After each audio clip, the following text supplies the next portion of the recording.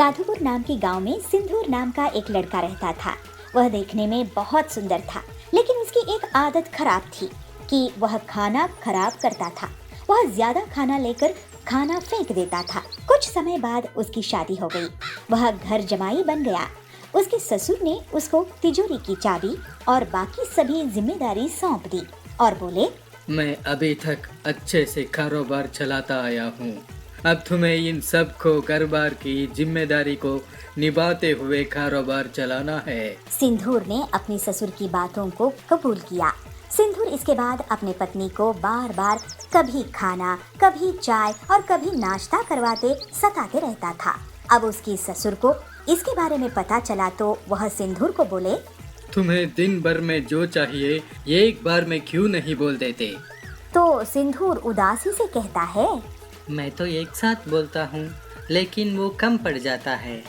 सिंदूर के ससुर ने इसके बाद पकाया हुआ खाना कहाँ जाता है इसकी पता लगाने के लिए रसोई में थोड़ी नजर रखनी शुरू कर दी।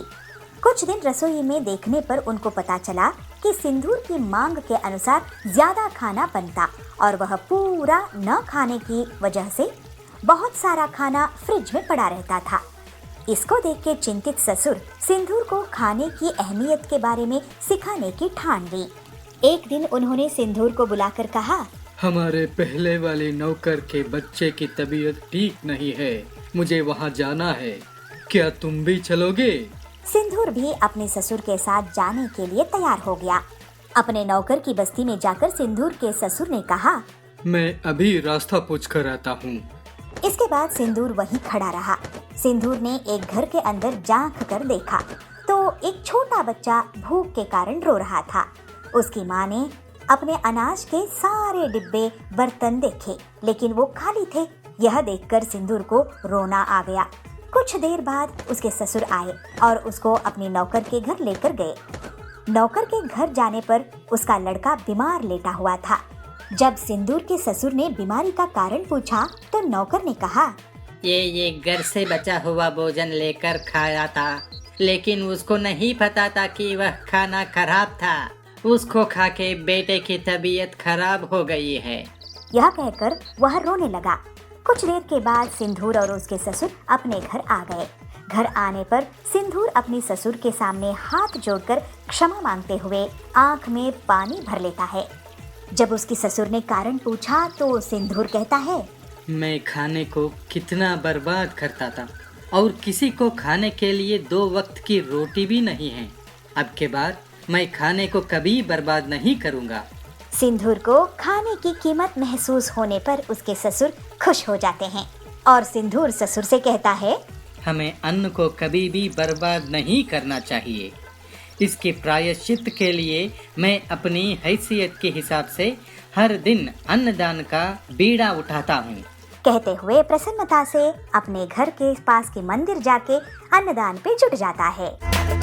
हीरापुर गांव के जंगल में कड़क सेठ बहुत ही अमीर, लालची और धोखेबाज सेठ था। उसके बेहिसाब संपत्ति थी। पेट्रोल पंप, फिल्म थिएटर, गाड़ियों का कारोबार, सोने हीरे की दुकानें वगैरह थी। कड़क जल्द ही एक मॉल भी शुरू कर देता है। पिल्लू उसी गांव में एक छोटी सी किराना दुकान चलाती थी, लेकिन आजकल उसकी दुकान में भीड़ नहीं रहती थी। वो काफी परेशान रहने लगी। उसी समय टिल्लू आता है। केला दे दे, एक कोल्ड ड्रिंक देना था। ये लो कोल्ड ड्रिंक। टिल्लू भैया, आजकल ज्यादा लोग मेरी दुकान में आते नहीं है, क्या तुम बता सकते हो ऐसा क्यों है? हाँ, आजकल क्या है ना, सभी चीज ऑनलाइन ही मिल जाती है। माचिस से लेकर कार तक सब कुछ ऑनलाइन इंटरनेट में मिल जाता है। और देखो, एक डिलीवरी बॉय जा रहा है। अच्छा, तो ये लोग हैं जो सामान डिलीवर करते हैं ऑनलाइन कंपनियों के लिए। लेकिन इसमें हम छोटे दुकानदारों का क्या फायदा है? तुम ऐसा करो कि किसी मेन मार्केट जगह में अपनी दुकान लगा लो। बड़ी दुकानों में भीड़ रहेगी, कुछ लोग तुम्हारे यहाँ भी आ जाएंगे। इसके बाद पीलू घर आके अपने पति बंटी को सब कुछ बताती है। तो बंटी कहता है, कड़क सेठ का मॉल इस जंगल में बहुत चलता है, क्यों ना तुम उसी के बगल में दुकान खोल लो, पैसों का इंतजाम मैं कर दूंगा। लेकिन कड़क सेठ बहुत चालाक था। जैसे ही उसे पता चला कि पीलू उसके मॉल के बगल में दुकान खोलना चाहती है तो वो उसे एक सौदा कर लेता है। देखो बंटी, पीलू मेरे मॉल के सामने तुम्हारी दुकान की कोई औकात नहीं रहेगी। तुम एक दुकान मुझसे खरीद लो, 5 लाख रुपए में, उसी में तुम्हारी भलाई है। अगर आप हमें 5 लाख में दुकान देंगे तो हम ले लेंगे कड़क सेठ। तो पीलू कहती है, ठीक है, हम ऐसा ही करते हैं। लेकिन बहुत दिन गुजर जाने के बाद भी उनकी दुकान उन्हें कड़क सेठ नहीं देता है। दोनों पति पत्नी उसके पास जाते हैं। कड़क सेठ, आप हमें हमारा पैसा वापस दे दीजिए, हमें आपसे दुकान नहीं खरीदनी है। ठीक है, ये लो 1 लाख रुपए। पीलू कहती है, लेकिन हमने आपको 5 लाख दिए थे ना। तो कड़क कहता है, तो मैंने कहा है क्या बुकिंग कैंसिल कराने के लिए? अब बुकिंग करोगे तो 10 लाख लूंगा। चलो भागो यहाँ से, नहीं तो ये भी नहीं दूंगा। दोनों पति पत्नी दुखी मन से घर आते हैं। तो पीलू कहती है, अब हम क्या करेंगे जी, हमारी पूरी संपत्ति खर्च हो गई है। मुझे सोचने दो, कोई न कोई रास्ता तो निकलना होगा। फिर बंटी अपने दोस्त हरिया के पास जाता है। वो एक ऑटो मैकेनिक था। उसके पास एक पुरानी गाड़ी थी। बंटी अपने दोस्त से पूरी बात कहता है और हरिया उसे उस गाड़ी का उपयोग बताकर एक आइडिया देता है। बंटी बहुत खुश हो जाता है। वो घर आकर पीलू को अपना प्लान बताता है। तो पीलू कहती है, ये तो वाकई बहुत अच्छा प्लान है। अगले दिन बंटी गाड़ी में पूरी किराना दुकान सजाकर निकलता है। लोग बड़ी हैरानी के साथ उसे देखते हैं। तभी जाबाज कहता है, अरे ऐसे सुपरमार्केट तो मैंने पहले कभी नहीं देखा। तो बबली कहता है, वाह वाह बंटी भैया, पीलू दीदी, आप लोगों ने तो कमाल ही कर दिया है। अब से मैं आपके इस गाड़ी सुपर बाजार से ही सामान खरीदूंगा। तो बंटी कहता है, ये गाड़ी सुपर बाजार पूरे जंगल वालों के लिए सबसे सस्ती दुकान है। मॉल भूल आओ, वहाँ का महंगा सामान भूल जाओ। यहाँ गाड़ी सुपर बाजार से किफायती कीमत में सामान खरीदो। हमारी गाड़ी बाजार आपके पास एक फोन कॉल में खुद ही चल कर आएगी। आपको ऑनलाइन ऑर्डर करने की परेशानी से बचाएगी और मॉल जाने की तकलीफ से भी आपको छुट्टी मिलेगी।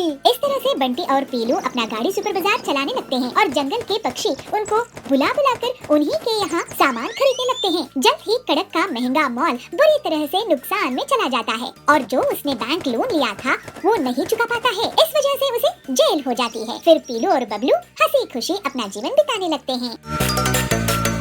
वासेपुर गांव में बबली रहती थी। वो मजदूरी करके अपने घर का गुजारा कर रही थी। उसकी बेटी पीलू शहर जाकर पढ़ाई करने के बारे में सोची थी और उसके लिए पढ़ाई करके तैयारी कर रही थी। ऐसे ही एक दिन पीलू को शहर के कॉलेज में एडमिशन के लिए लेटर आता है। बबली और पीलू बहुत खुश होते हैं, लेकिन उसी शाम बबली के एक कार से एक्सीडेंट हो जाती है। पीलू, तुम मेरी चिंता मत करो, मैंने तुम्हारी पढ़ाई के लिए पैसे जमा किए हैं। तुम शहर जाकर पढ़ाई करो, यहाँ की चिंता मत करना। नहीं माँ, मैं तुम्हें ऐसी हालत में छोड़कर नहीं जाऊंगी। लेकिन तभी वहाँ कड़क सेठ आ जाता है। अरे भागने का इरादा है क्या? तुम्हारे पिताजी ने मुझसे कर्जा लिए थे, पहले उसे चुकाओ और उसके बाद जहाँ जाना है चली जाओ। ठीक है कड़क सर, मैं आपका कर्जा चुका कर ही पढ़ाई के लिए जाऊंगी। ऐसे ही एक दिन पीलू जंगल में काम की तलाश में जा रही थी। उसे सुंदरी कव्वी रास्ते के किनारे मटका खिचड़ी बिरयानी बेचते हुए मिली। सुंदरी काकी, मैं पहली बार मटका खिचड़ी बिरयानी के बारे में सुन रही हूँ। बहुत भूख लगी है। इस जंगल में आपके अकेले की दुकान है? इस जंगल में ही नहीं पीलू, मेरी पूरी गांव में मटका खिचड़ी बिरयानी की एक लौती दुकान है। सुंदरी पीलू को उसकी खास डिश मटका खिचड़ी बिरयानी देती है। वाह सुंदरी काकी, ऐसा खाना तो मैंने कभी नहीं खाई है। आप इसे शहर में क्यों नहीं बेचती हो? मुझे जंगल की शांति पसंद है। काकी, मुझ पर बहुत बड़ी मुसीबत आ गई है। क्या तुम मुझे ये मटका खिचड़ी बिरयानी बनाना सिखा सकती हैं? मैं इसे गांव के दूसरी तरफ बेचूंगी। जो मुनाफा होगा उसमें से तुम्हें कुछ हिस्सा दे दूंगी। इसके बाद पीलू एक हफ्ते तक सुंदरी से उसके साथ मटका खिचड़ी बिरयानी बनाना सीखती है। पीलू अपने घर में और अपने दोस्तों को अपने हाथ का बना हुआ मटका खिचड़ी बिरयानी खिलाती है। उसके बाद जब सब उसकी तारीफ करते हैं तो अपना ढाबा खोल लेती है। वाह पीलू दीदी, क्या लाजवाब मटका खिचड़ी बिरयानी बनाई हो। मैं तो आपसे अपने परिवार को यही खाना खिलाऊंगा। बहुत जल्द ही पीलू का ढाबा मुनाफे में आ जाता है और पीलू के पास बहुत सारे पैसे जमा हो जाते हैं। इसके बाद पीलू कड़क सेठ का पूरा कर्जा चुका देती है। माँ, अब मैं शहर जाकर पढ़ाई नहीं करूँगी, यही रहकर मैं अपना ढाबा चलाऊंगी। जैसी तेरी मर्जी बेटी, आज तेरे पापा की आत्मा तुझ पर बहुत गर्व महसूस कर रही होगी। इसके बाद से पीलू बहुत मेहनत से अपना ढाबा चलाती थी और मटका खिचड़ी बिरयानी बेचा करती थी और ईमानदारी से सुंदरी को एक हिस्सा दे देती थी। उसके मुकाबले कोई नहीं था और वो अब अपनी माँ के साथ खुशी खुशी रहती थी। जबलपुर गांव के जंगल में बबली कव्वी एक ठेले में गन्ने का जूस बेचा करती थी। उसकी दुकान बहुत अच्छे से चलती थी और गर्मी में तो ग्राहकों की हमेशा से भीड़ लगी रहती थी। बबली सबसे बहुत अच्छे से बात करती थी। ऐसे ही बहुत समय तक काम करते हुए उसने बहुत पैसे कमाए और फिर कालू कौवे से शादी कर ली। अपनी सफलता के कारण उसको बहुत घमंड हो गया था और वो गरीब ग्राहकों से बदतमीजी से बात करती थी।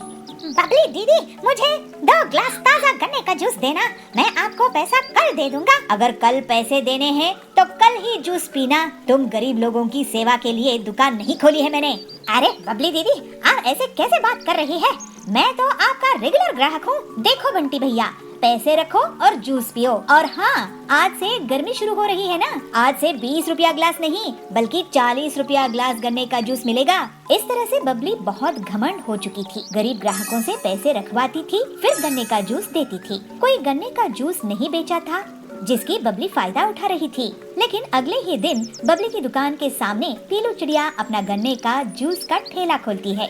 उसकी दुकान चलती देखकर बबली उसे जलने लगती है। पीलू चिड़िया, तुम मेरे ठेले के सामने गन्ने का जूस क्यों बेच रही हो? मैं तुम्हारी दुकान चलने नहीं दूंगी। अरे सुंदरी दीदी, गुस्सा मत करो। जंगल में इतने ग्राहक हैं कि हम दोनों की दुकान अच्छे से चल सकती है। पीलू की बातें सुनकर बबली चुप हो जाती है। पीलू अपने ग्राहकों से बहुत अच्छे से बात करती थी, जबकि बबली अभी भी बहुत घमंड से रहती थी। जल्द ही पीलू की दुकान में भीड़ लगने लगती है, क्योंकि वो गन्ने का जूस को सिर्फ 15 रुपए में बेचा करती थी। ये पीलू तो बहुत ही चालाक निकली, सस्ते दामों में जूस बेच रही है। इसकी दुकान बंद करवा दूंगी। मैं भी दाम कम कर देती हूँ, लेकिन उतने पैसों में मैं गन्ने का जूस नहीं बेचूंगी, बल्कि केमिकल वाला नकली मिलावटी जूस बेचूंगी। ग्लास का जंबो साइज बड़ा देखकर जंगल वाले मेरे ही पास आएंगे और पीलू की दुकान बंद हो जाएगी। फिर ऐसा सोचकर बबली अपने घर में केमिकल वाला जूस तैयार करती है और मन ही मन बहुत खुश होती है।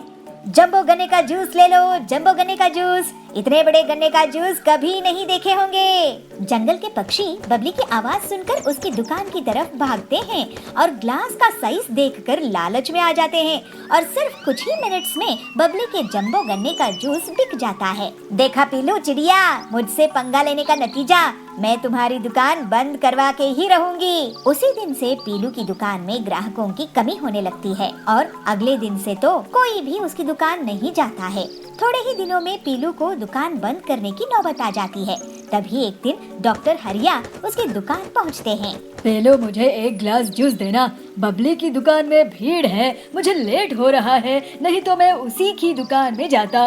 ये लीजिए डॉक्टर सर। अरे वाह, ये बहुत ताज़ा है। ऐसा करो, तुम मेरे हॉस्पिटल में रोज 20 ग्लास भेज दिया करो मरीज के लिए। पीलू ये सुनकर बहुत खुश हो जाती है और हरिया के मरीज उसके गन्ने का ताज़ा जूस पीकर ठीक हो जाते हैं।